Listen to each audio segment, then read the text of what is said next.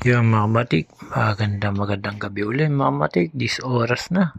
Matutulog na naman si Doka Matik, mga matik. Inabot tayo ng 11:30 na. Yan lang yung nagawa ko mga matik.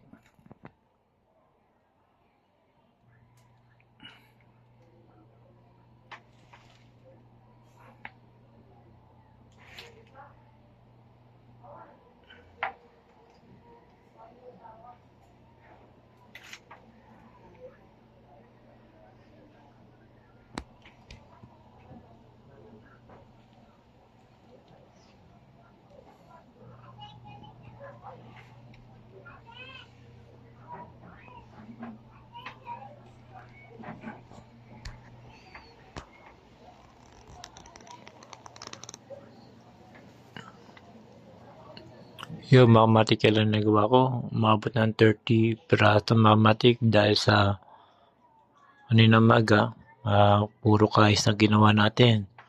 Inabot tayo ng alas 5, saka tayo nagbuo.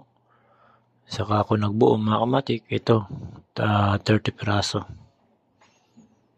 Medyo inaabot na naman tayo ng 10 oras na gabi. Anyway, okay lang. Basta kumikita, okay lang yan. Mga kamatik, bawi naman ang pagod pagka naubos. Yan mga kamatik, share ko lang sa inyo itong aking mga ginawa ngayon. Medyo inabot tayo ng 11:30 ng gabi.